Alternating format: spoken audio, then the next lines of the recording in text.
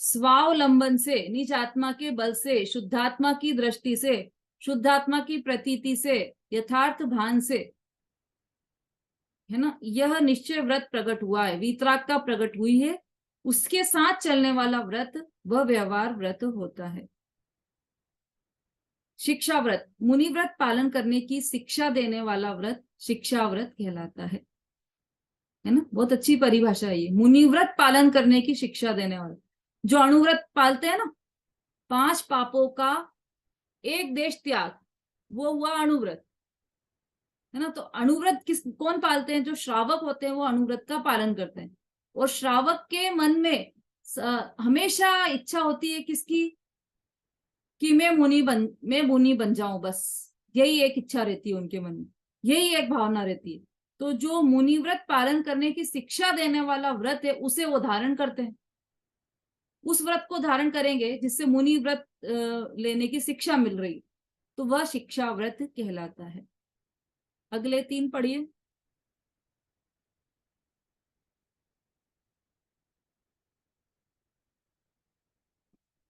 शोभा जी।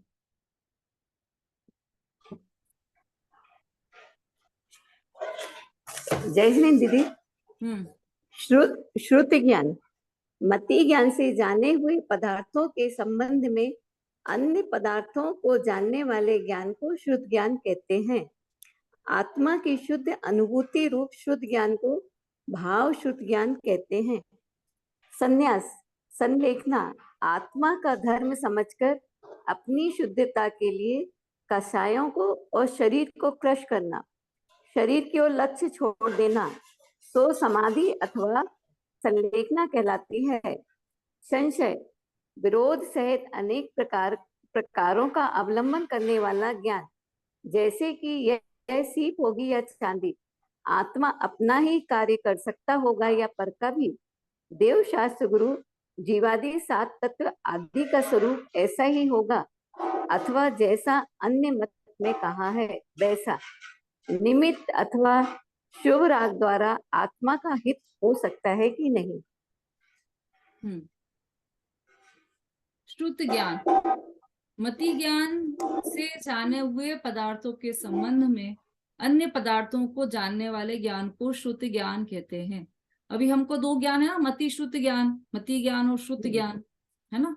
तो मति ज्ञान में क्या होता है कि जैसे किसी समुद्र के, किसी नदी के बीच में कोई हाथी खड़ा है और हम गए वहां पर, हमने देखा कि यह हाथी है ऐसा, तो ये तो ज्ञान हो गया मति ज्ञान। अब वो हाथी सूंड ऐसे करके खड़ा था, तो ये भी हमारे मति ज्ञान में चल रहा है। उस सूंड में एक मोती की माला लिपटी हुई थी, तो उससे हमने क्या सोचा, अच्छा इस हाथी की सूंड में मोती की माला लिपटी हुई है, मतलब ये राजा का हाथी है, ऐसा हमने डिसाइड किया, ऐसा हमने विचार किया, ऐसा हमने ज्ञान किया। तो यह ज्ञान शुद्ध ज्ञान कहलाएगा। लिखा है मति ज्ञान से जाने हुए पदार्थ के संबंध में अन्य पदार्थों को जानने वाला ज्ञान। जाना तो हमने हाथी है अभी, लेकिन उसके संबंध से, उसके कारण से अन्य पदार्थ, मतलब राजा को भी जान लिया हमने, यह राजा का हाथी है, यह शुद्ध ज्ञान का विषय है। यह हो गया द्रव्य शुद्ध ज्ञान। अब आत्मा की शुद्ध अनुभूति रूप शुद्ध ज्ञान को भाव शुद्ध ज्ञान कहते हैं। आत्मा की शुद्ध अनुभूति रूप, है ना, ये शुद्ध ज्ञान में ही हुआ है, मति शुद्ध ज्ञान में ही होता है।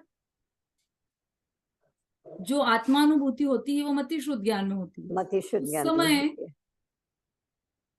जो अनुभूति हुई वह शुद्ध ज्ञान, वह भाव शुद्ध ज्ञान कहलाता है। ठीक, ये कल चर्चा अपन ने कल भी की थी।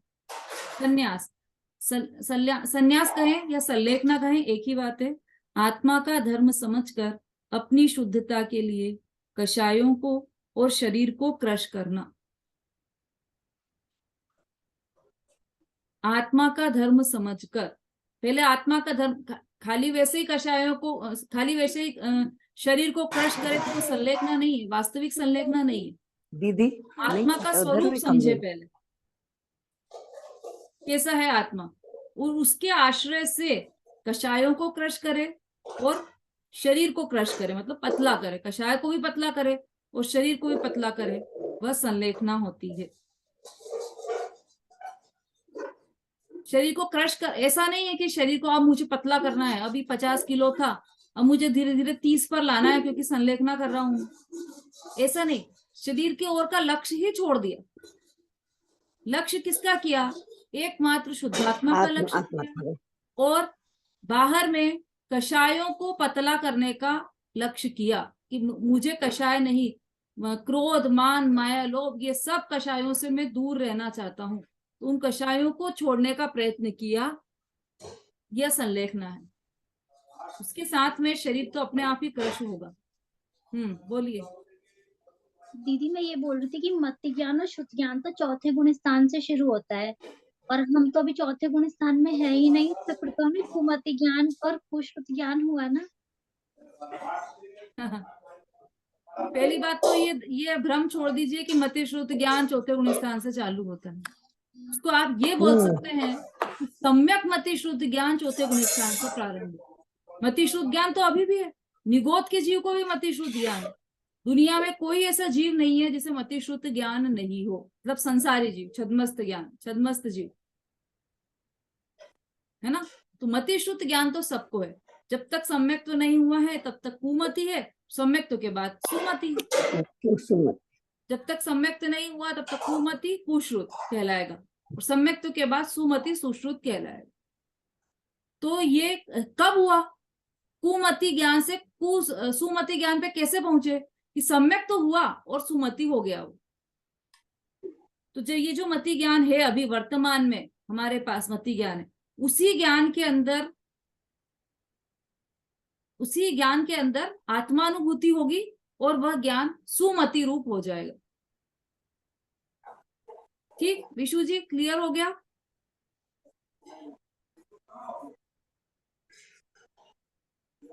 समझ में नहीं आया क्या अभी भी?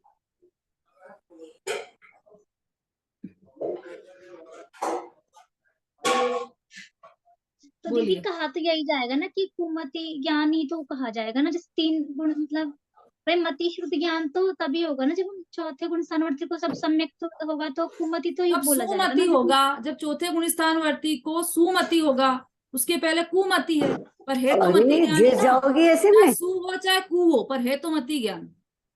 जी ठीक है, मति शुद्ध ज्ञान तो है ना जी। चलिए, अब ये संलेखना का हो गया। संशय देखिए, विरोध सहित अनेक प्रकारों का अवलंबन करने वाला ज्ञान, जैसे कि ये सीप होगी या चांदी, इसकी उसमें परिभाषा संस्कृत में क्या दी थी? विपरीत अनेक कोटि को स्पर्श करने वाला ज्ञान संशय। अनेक कोटि, एक कोटि को स्पर्श कर लेगा ज्ञान तो वो विपर्य हो जाएगा, मतलब विपरीत एक कोटि को स्पर्श करने वाला ज्ञान विपर्य। भाई शोभा जी म्यूट कीजिए अपना, जिनके खुले हुए हैं म्यूट कीजिए।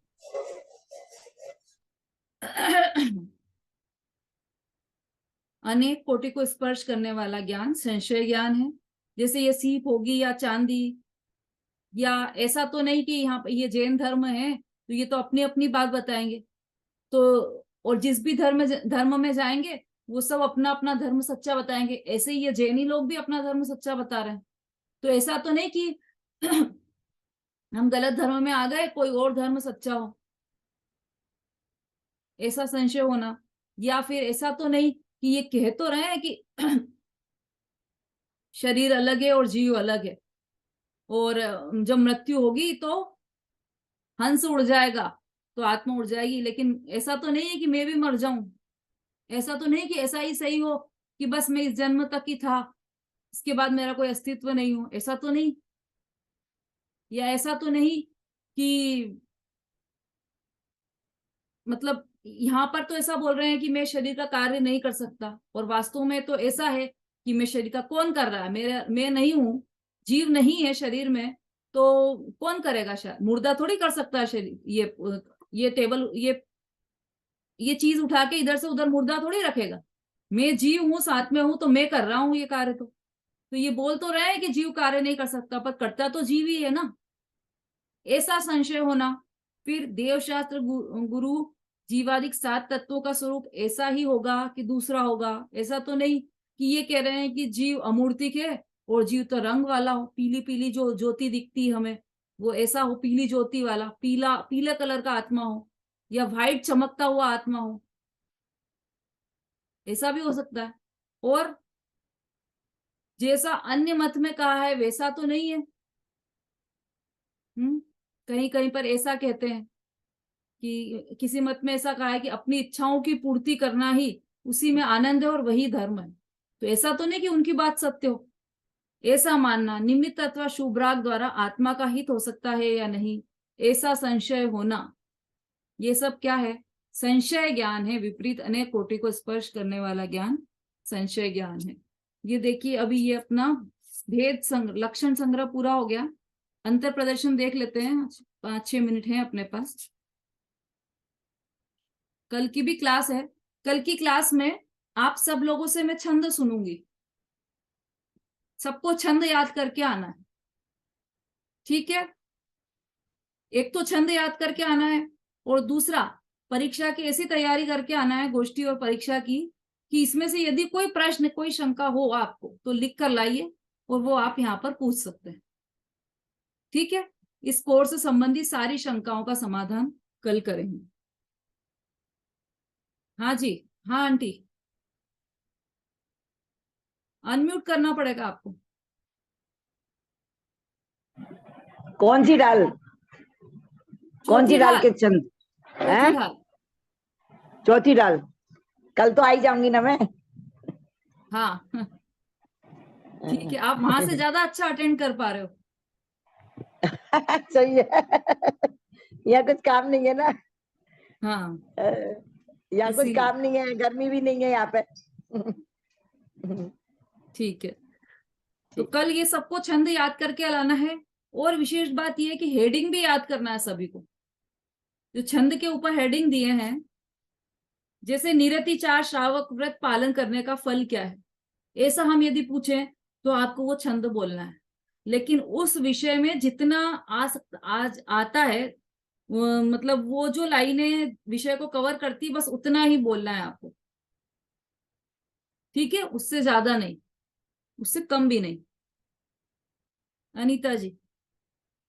हाँ मैडम, ये जो पापों की जो नाम है, हिंसा, असत्य, चोरी, मैथुन, मैथुन क्या होती है? मैथुन, 5 पाप के नाम किसको याद है भाई? आपको याद है क्या? पूरे बोलिए आप। हिंसा, असत्य, चोरी, मैथुन। कितने हुए? मैथुन क्या? और परिग्रह। हाँ, तो कुशील कहें या मैथुन कहें, एक ही बात है। सुशील। पराई माँ बहन को बुरी निगाह से देखना, ये कुशील है। कुशील, अच्छा कुशील। और यही मैथुन है, ठीक? संज्ञाचार होती है जो अनादि से है।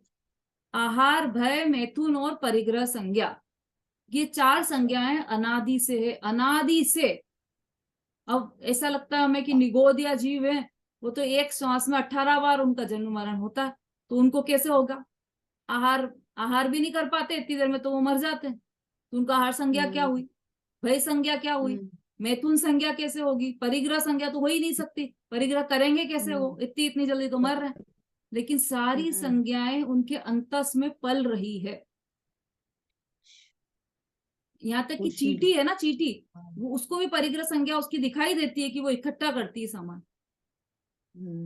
और निगोदिया जीव को भले ही वो व्यक्ति में ना आ पाए, किसी अभी मनुष्य गति में ही देख लो, किसी जीव की आयु 15 वर्ष की हो, वो 15 वर्ष के बाद, वो 20 वर्ष के बाद वो उसका देहांत हो जाए, तो क्या वह इतने वर्ष तक जो था, या 20 वर्ष तक, उसको परिग्रह संज्ञा थी कि नहीं थी?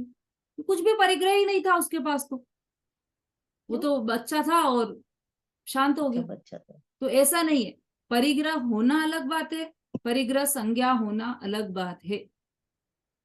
परिणामों में परिग्रह होता है, और वो निगोदिया जीव को भी होता है। मैडम, अचानक मृत्यु हो जाए, ये उतनी आयु थी, या जैसे अचानक कल एक्सीडेंट हो गया हमारे समाज में, हमारे रिश्तेदार हैं, तो उसकी आयु इतनी थी बस, या किसी ना किसी रूप से हो गई? हाँ, इतनी ही आयु कर्म उसका इतना ही बंधा था। बस हमें पता नहीं था। केवल ज्ञानी हमें के पता ज्ञान में तो दिख गया था अनंत दिख गया था। साल पहले ही, अनंत वर्षों पहले ही, कि इसको हम्म, इतनी तारीख को इतनी बजे इसका एक्सीडेंट होगा और उसमें हम्म, इतने लोग बचेंगे और इतने लोगों की मृत्यु ऑन द स्पॉट हो जाएगी।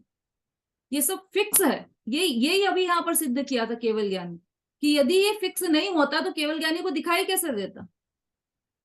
और चूंकि उसका हमें ज्ञान नहीं है तो हमें आकुलता व्याकुलता होती कि अरे ये कैसे हो गया, रोना धोना मचता है, और ये कैसे हो गया। अभी देखो ना, वही अपन पूरा जैसे दिन खराब कोई गया व्यक्ति हो मेरा। और वो, उसको डॉक्टर ने कह दिया कि बस ये एक महीने तक ही जिएंगे, उसके बाद उससे ज्यादा इनके पास आयु नहीं, है ना, तो हमारा माइंड प्रिपेयर हो जाता है उस बात के लिए कि हाँ डॉक्टर ने कह दिया, भैया आप क्या कर सकते हो, वो मृत्यु हो भी जाए उसकी तो हम, दुख तो होता है लेकिन हमें ऐसा लगता है कि हम तो कह ही दिया था डॉक्टर ने, तो जाने ही वाले थे, अब क्या कर सकते थे, ऐसा होता है। तो माइंड प्रिपेयर रहता है हमारा।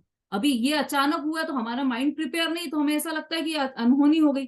पर अनहोनी अनहोनी तुम्हारे ज्ञान में हुई है, तुम्हारे दिमाग में हुई है, तुम्हारा माइंड जो प्रिपेयर नहीं था उसलिए तुमको ऐसा लगा कि अनहोनी हुई है। पर वो हुआ तो उसके यथा समय पर ही है। उसको जिस काल में होना था उसी काल में वो जैसा होना था वैसा ही हुआ है ना। और वो भले ही कितने ही भक्त हो, केवल ज्ञानी ज्ञानी जीव हो, लेकिन वो भी अपने आयु कर्म को टाल नहीं सकता। यदि वो मतलब जैसे रावण था, तो वो उसको कितनी भक्ति थी, सुना होगा ना सबने, कि वो शांतिनाथ भगवान का परम भक्त था। और भक्ति ऐसी कि हमारे जैसी नहीं कि बस भगवान के सामने भक्ति कर रहे, इतनी भक्ति में वो तल्लीन था कि उसको वीणा का तार टूट गया तो उसने अपने हाथ की नस निकालकर उस नस से तार बना लिया और भक्ति में विघ्न नहीं होने दिया, भक्ति चलने दी। इतनी तल्लीन था, सब भक्ति भक्त था वो, तो कर रहा था। तो फिर उसका तो आयु कर्म क्षय होना ही नहीं था, इतना जब वो भक्त था तो। और चलो मान लो कोई ऐसा कहे कि इनको तो वो स्त्री का राग था ना, वो सीता के प्रति दुष्परिणाम थे इसलिए इनकी मृत्यु हो गई। तो कई ज्ञानी जीव ऐसे हैं कि जिन्हें कोई दुष्परिणाम नहीं, सम्यक ज्ञानी है, लेकिन मृत्यु हो जाती है उनकी। तो ये तो आयु कर्म है, किसी को भी नहीं छोड़ता। भय तीर्थंकर से बली, तिनकी नहीं चली, मौत नहीं टली, तो अब क्या करिए, जिस पंथ चले भगवंत वही आचरिए, है ना, ऐसा आता है ना। वीणा जी बोली। जय जी दीदी, मतलब फिर जैसे भगवान की ज्ञान में जो दर्शा है उसी अनुसार तो हम नहीं करेंगे ना। हम अपना भविष्य निर्मित करते हैं अपने भावों से, तो जो पुरुषार्थ भावों की से ही जो करते हैं, तो उसका क्या मतलब समझ नहीं आया उचित क्या होगा। वो हमारे करने से होगा कुछ या नहीं, वो ही करेंगे, हम कर ही वो ही पाएंगे जो भगवान के ज्ञान में दर्शा है। हाँ, ऐसा ही है। अच्छा प्रश्न है आपका। फिर हम करें ही क्यों? भगवान ने जैसा ज्ञान में देखा है वैसा ही होना होगा, तो हम करें ही क्यों? तो भगवान ने ज्ञान में ऐसा ही देखा होगा कि आप ऐसा सोचोगे कि हम करें ही क्यों, पहली बात। दूसरी बात, करें ही क्यों, तो वो हमको क्या लगता है कि हम सम्यक दर्शन का भी प्रयास क्यों करें? जब भगवान ने ज्ञान में देखा होगा तभी होना होगा। लेकिन भोजन करते समय हम ये सोचते हैं क्या कि हम खाएं क्यों? जब भगवान ने देखा होगा तब आ जाएगा अपने आप पेट में। हम भोजन तो करते हैं, उसके लिए तो हम पुरुषार्थ भी करते हैं, वहां हम नहीं सोचते। पुरुषार्थ, जहां पर पुरुषार्थ चल सकता है वहां तो हम पुरुषार्थ करते नहीं है, और जहां पुरुषार्थ नहीं चल सकता वहां हम पुरुषार्थ करने का जबरदस्ती प्रयास करते हैं। भोजन जब और जैसा जाना होगा पेट में तब और वैसा ही जाएगा, उसको आप चेंज नहीं कर सकते। आप कितना ही प्रयास करके देख लेना, सोच लो आज तो मैं घर जाकर पानी पूरी ही बना के खाऊंगी, सोचो क्या होगा। घर आए और घर में देखा कि अरे मेहमान बैठे हैं, फिर जो मेहमान को पसंद होगा वही बनेगा घर में, आपकी पसंद का तो बनेगा नहीं। क्या हुआ? हमारे सोचने से कुछ नहीं हुआ। और आपने सोचा पानी पूरी, चलो बना भी ली पानी पूरी, तो पानी का जैसा टेस्ट सोचा था आपने वैसा टेस्ट ही नहीं आया। और तो मान दीदी लो वैसा का वैसे ही कर भी लिया, तो केवल ज्ञानी के ज्ञान में फिक्स था कि आप यही बनाओगे और यही खाओगे, उसको आपने चेंज नहीं किया। मेहमान आ गए, अचानक दूसरी चीज बन गई, तो ये भी केवल ज्ञानी के ज्ञान में पता था, केवल ज्ञानी को ज्ञान था इस बात का कि फ्यूचर में ऐसा होगा कि वीणा जी घर जाएंगी और उनके घर में 4 मेहमान बैठे रहेंगे और वो बोलेंगे कि हम तो रस पूड़ी खाएंगे, तो फिर वीणा जी रस पूड़ी बनाएंगी। ये सब सब फिक्स तो है, एक एक पर्याय फिक्स है।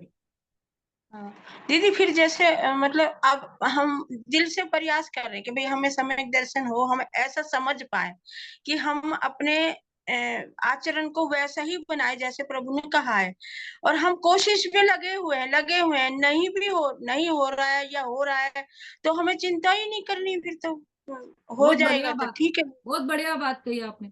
यही तो निर्भर करता है जैन धर्म, जो जैन धर्म है ना, जैन दर्शन, वो निर्भर करता है। आप किसी का कुछ कर ही नहीं सकते तो सिर पर बोझा क्यों?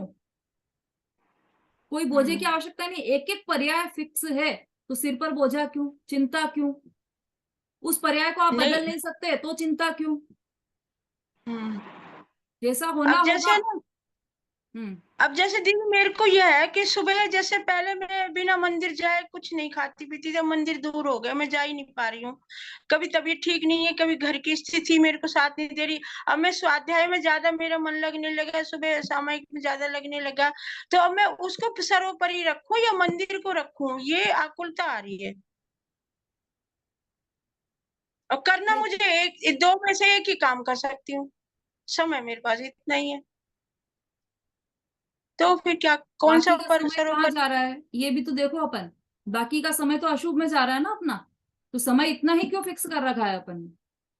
नहीं, जैसे 4 टाइम मेरा स्वाध्याय है और 2 टाइम 3 टाइम सामायिक है, और फिर घर का काम है या फिर तबीयत का है, तो फिर उसमें मंदिर दूर है, तो वो मैं समझ नहीं पा रही हूँ कि मतलब मेरे मंदिर नहीं जाने से क्या मेरे सम्यक दर्शन में बाधा आएगी।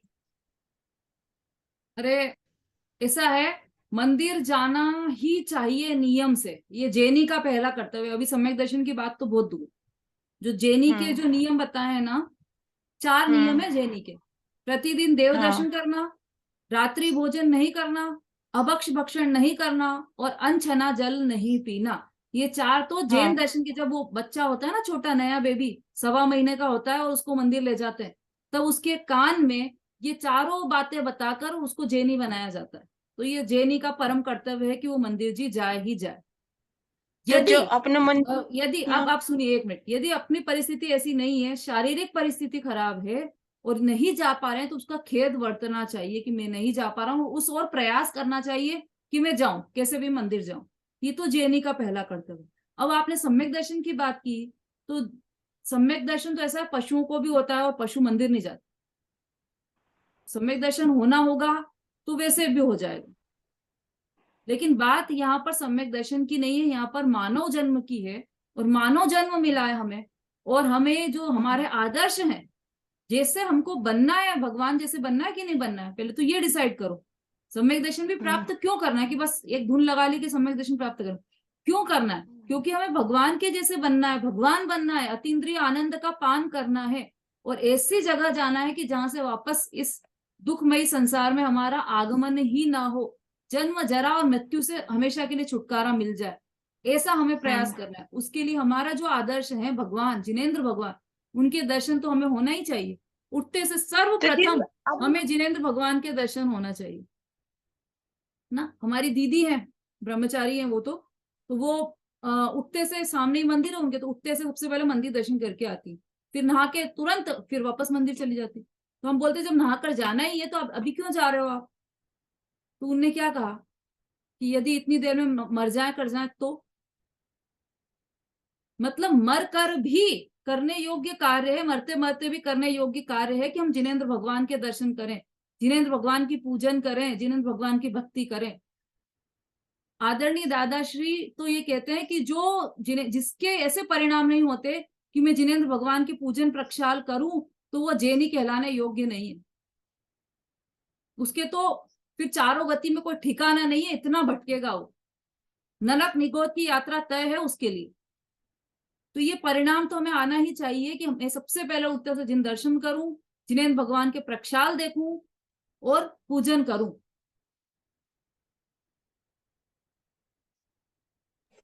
दीदी समता दीदी, आपकी बहन समता दीदी है क्या? हाँ, उनसे बड़ी जो ज्ञानधारा दीदी हैं, हाँ, ज्ञानधारा दीदी भी है, समता दीदी भी। हाँ, अच्छा। उनसे बड़ी वाली ज्ञानधारा दीदी है ना वो। और अनीता समता जी दीदी आप, समता हाँ, दीदी उनसे छोटी है ना। हाँ, मैं जानती हूँ ना, अनीता जी मैंने आप उनकी कुछ क्लास कहना चाह अटेंड। रहे हैं? मैडम नहीं मैं नहीं, कहना बस ये पूछना था, समता दीदी आपकी दीदी है ना। हाँ, वो भी है। हाँ, बोलिए अनीता जी।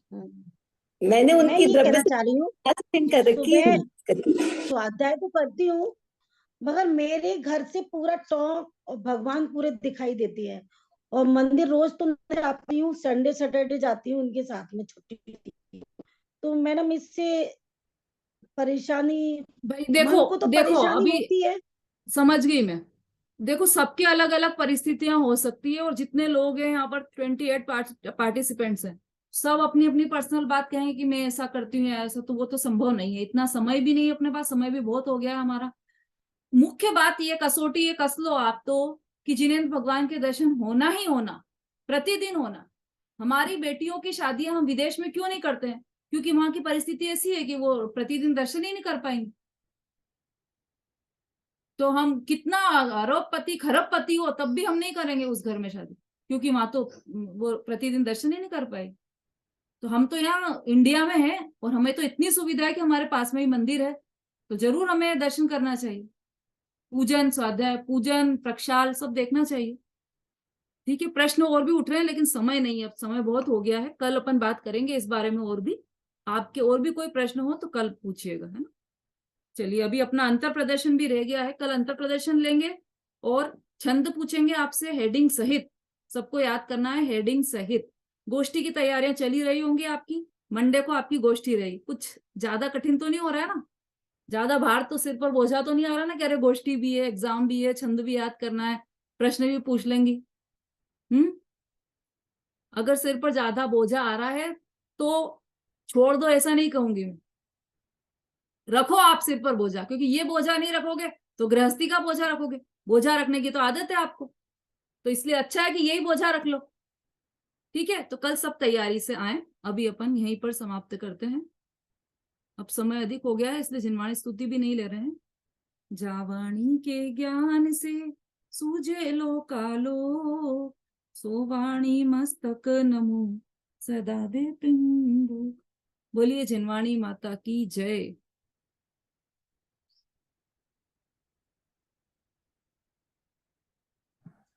जय श्री जी। जय श्री जय जय श्री श्री राम। जय श्री जय